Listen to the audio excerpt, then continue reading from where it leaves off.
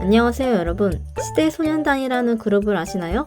이 그룹은 중국의 방탄소년단을 따라한 짝퉁 그룹인데 미묘하게 K-팝 그룹의 안무와 컨셉들을 베껴서 활동하고 있다고 합니다. 비단 중국뿐만 아닙니다. 한류가 세계화되면서 줄줄이 소위 말하는 K-팝스러운 아이돌들이 등장하고 있죠. 다음은 말레이시아의 아이돌 그룹입니다. 뮤직비디오의 퀄리티나 의상, 군무 등 K-팝스러운 느낌이 물씬 나는데요. 아이돌은 한평생 K-팝밖에 듣고 살지 않아 몰랐는데 정말 다양한 아이돌 그룹이 있더군요. 태국 아이돌, 대만 아이돌, 베트남 아이돌, 필리핀 아이돌, 러시아 아이돌 등 유럽에도 K-팝을 따라한 아이돌 그룹이 등장했는데요. 유럽 최초 K-팝 걸그룹인 카치입니다. 영국에서 만들어졌고 한 명의 한국인 빼고는 전부 백인입니다. 그렇다면 타국 아이돌들에 대한 반응도 궁금하지 않을 수 없겠죠.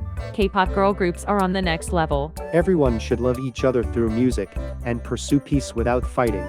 Music is the best tool to bring humans together. Looking at Asian music, I think K-pop has a great influence. To be honest, I danced similarly along with K-pop and even the music became similar. I hope each country has its own characteristics. 아직은 한국 아이돌들을 따라잡을 만한 아이돌 그룹은 없지만 나중에 한국 아이돌을 능가하는 해외 아이돌이 생겨날 수 있을까요? 일본에서 방영된 프로듀스 101 재팬으로 J-팝 그룹인 JO1이 데뷔했는데요. 이들은 모두 한국 K-팝 시스템으로 만들어진 그룹입니다. 한국에서 강도 높은 트레이닝을 받고 프로듀싱도 모두 한국인이 합니다. 일본 아이돌 하면 보통 이런 이미지를 떠오르지만 이들은 퍼포먼스도 정말 파워풀하고 K-팝과 J-팝의 장점이 합쳐진 그룹 같은데요. K-팝을 배우러 유학을 오는 연습생들이나 이미 만들어진 그룹도 한국으로 트레이닝을 배우러 옵니다. 이렇게 활발한 한국식 트레이닝 수출이 지속된다면 언젠가는 미국의 방탄소년단, 일본의 트와이스가 만들어질 수 있을까요? 결론부터 말하자면 쉽지 않을 것 같습니다. 첫 번째 이유는 소속사의 많은 투자와 노력입니다. 노래부터 보자면 SM은 많으면 하루에 데모곡을 300개 이상 받는다고 하죠. 이는 전 세계 어느 곳을 둘러봐도 이렇게 곡을 많이 받는 AR이 없습니다. 센스 있는 곡 선별부터 완성도 있게 만들기까지 많은 노력을 들입니다. 그것도 정말 빠른 시간 안에 말이죠. 방탄소년단의 소우주를 작곡한 작곡가의 인터뷰입니다. 한국 소속사에서는 구체적으로 신선하고 독창적인 노래를 원한다고 콕 집어 컨셉을 정해주며 많은 수정과 빠른 피드백으로 그들은 잠을 자지 않는 것 같다며 작곡가를 놀라게 했습니다. 다음은 엑소의 몬스터, 레드벨벳의 덤덤을 만든 작곡가 런던 노이즈의 인터뷰입니다. K-팝의 특징은 미국이나 영국의 음반은 정해진 형식이 있지만 K-팝은 규칙이 없다면 작곡할 때 정말 신난다고 했는데요. 멋진 아티스트의 노래와 화려한 퍼포먼스가 정말 대단하고 뮤직비디오는 정말로 미쳤다라고 밖에 할 말이 없을 만큼 좋다고 합니다. K-팝은 무언가를 따라하기보다는 새로운 트렌드를 만든다고 했습니다. 오마이걸의 클로저란 곡은 사실 찬송가였다고도 하죠. 어떤 분야의 노래라도 좋은 노래라면 가장 빨리 캐치하는 것이 K-팝입니다. 안무도 노래 한 곡마다 시안을 여러 개 받는다는 것을 알고 계신가요? 에스파의 넥스트 레벨의 이 안무는 여러 개의 시안을 받아 한 개의 안무로 짰는데요. 여러 개의 시안에서 가장 좋은 부분만 뽑아서 최적의 안무를 탄생시키는 것이죠. 요즘 안무 퀄리티를 보면 묘기 대행진이 아닐까 싶을 정도로 수준이 많이 올라갔는데요. 동시에 예술작품이 아닐까 싶을 정도로 아름다운 안무도 많습니다. 한편에 뮤지컬 같은 안무도 있죠. 또 카메라 동선에 따라 움직이는 안무, 따라하기 쉬운 포인트 안무, 아크로바틱 안무 등 시간이 갈수록 안무의 다양성이 넓어지고 있습니다. 전부 한국의 실력 좋은 안무가들 덕분인데요.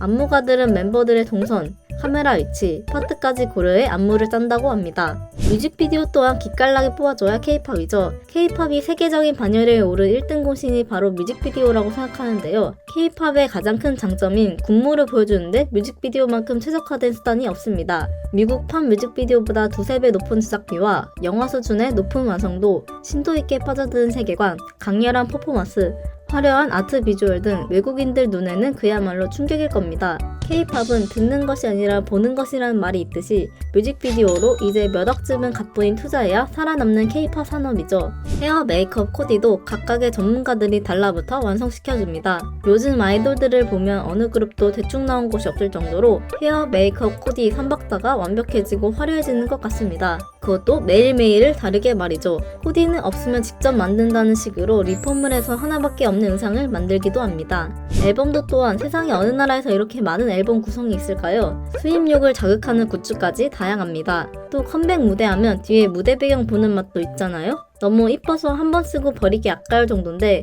이 비용들을 모두 소속사가 지불한다고 합니다. 또 재능 있는 연습생을 뽑기 위해 세계 각지에서 인재들을 뽑아오고 무상으로 그들에게 트레이닝과 숙식을 제공해주기도 합니다. 아티스트 한 명에게 수백 명이 달러부터 많은 노력을 기울입니다. 소속 가수에 대해 이러한 투자가 가능한 나라는 오직 한국밖에 없다는 것이죠.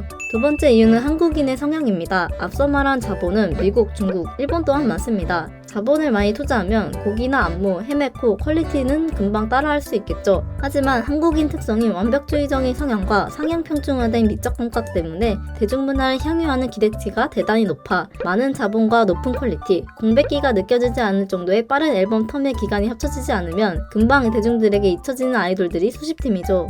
기준치가 높은 한국에서 성공한 그룹은 세계에서 통하는 것은 자명한 사실이죠. 또 한국인들의 성향이 분야 막론하고 좋은 성과와 목표를 위해서는 모든 것을 희생하려는 성향이 있습니다. 상당수는 목표를 위한 희생은 당연하고 어쩔 수 없는 것이라 생각하고 노력하지 않는 사람을 한심하게 보죠. 한국인에게 내재된 이런 정신은 단기간에 많은 경제 성장을 이루어냈으며 지금도 내려오고 있습니다. 한국 같은 무한 경쟁 사회에서 이런 마인드가 없으면 살아남을 수 없을 것입니다. 이것이 한국의 어두운 단편이 될 수도 있지만 많지 않은 자본으로 최상의 퀄리티를 빨리 뽑아야 되는 K-POP 산업에서 이만한 장점이 없죠. 아이돌 가수가 되기 위해서 어린 아이들은 연습실에서 몇 년이고 강도 높은 트레이닝을 받으며 학업을 포기하고 합숙 생활을 합니다. 비단 연습생뿐만 아니라 한국 고등학생들도 비슷하죠. 이게 이상하다고 못 느끼신다면 당신은 한국인이거나 아시아계 사람일 것입니다. 개인주의 성향이 강한 유럽 사람들이 보면 아동학대나 자유가 없다며 소송을 당할지도 모를 일입니다.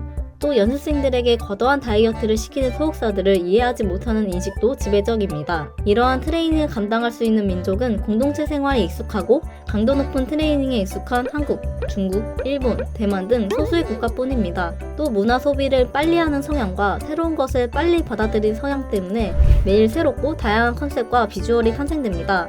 K-POP 1세대, 2세대, 3세대, 4세대까지 오면서 시대마다 유행했던 컨셉이 다릅니다. 2014년도에 한창 섹시가 유행했다면 2016년에는 다시 청순이 대세가 됐죠. 지금은 걸크러쉬가 유행되면서 정말 빠른 소비 성향을 보여줍니다. 일본의 아이돌이 몇 년 동안 큐티 컨셉에서 벗어나지 못하고 고여있는 것을 보면 확연한 차이가 나죠. 세 번째 이유는 아이돌 팬들이 즐길 수 있는 컨텐츠가 많다는 것입니다. 음악방송을 일주일에 6번 하는 나라는 이 세상에 한국밖에 없습니다. 화요일에는 더쇼, 수요일에는 쇼챔피언, 목요일에는 M카운트다운, 금요일에는 뮤직뱅크, 토요일에는 음악중심, 일요일은 인기가요를 합니다.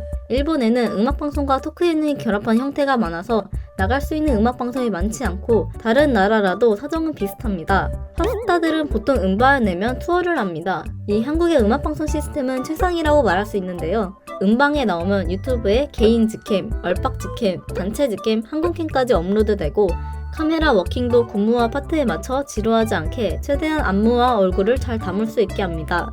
이 기술이 한국이 얼마나 대단한지 다른 나라 음악방송을 보면 알 수 있습니다. 블랙핑크의 미국 무대 영상입니다. 카메라 워킹이 너무 심심하다 못해 지루합니다. 뉴진스의 일본 무대입니다. 눈 아픈 두 명이 어디를 찍는지 모르겠는 카메라 워킹까지. 또 음악방송만 하나요? 비활동기에도 쏟아지는 자체 컨텐츠들은 팬들이 지루할 틈을 안 줍니다. 비하인드부터 라이브 방송, SNS, 팬들과 소통하는 채팅까지 K-POP 가수들은 일거수일투족 팬들 삶에 녹아내립니다. 그야말로 덕질 과몰입을 위한 모든 것을 갖춘 나라입니다. 네 번째는 그동안 축적된 노하우입니다. K-POP이 세계적으로 많은 사랑을 받은 지는 얼마 안 됐지만 그 역사는 오래됐습니다. 그동안의 시행착오를 겪으면서 노하우를 얻고 더 성장해가며 이루어낸 기록들입니다. 이 노하우를 다른 나라가 흉내낸다고 바로 따라잡을 수 있을까요? 많은 자본을 투입해야 되는데 경제 개발 중인 나라에서 할 수 있을까요?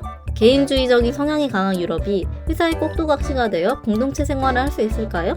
타국 문화를 받아들이지 못하고 배척하는 중국이? 새로운 인식을 빨리 받아들이지 못하는 일본이? K-POP 산업이야말로 한국적인 문화 그 자체라고 생각해 다른 나라가 함부로 쉽게 따라하진 못할 것 같습니다.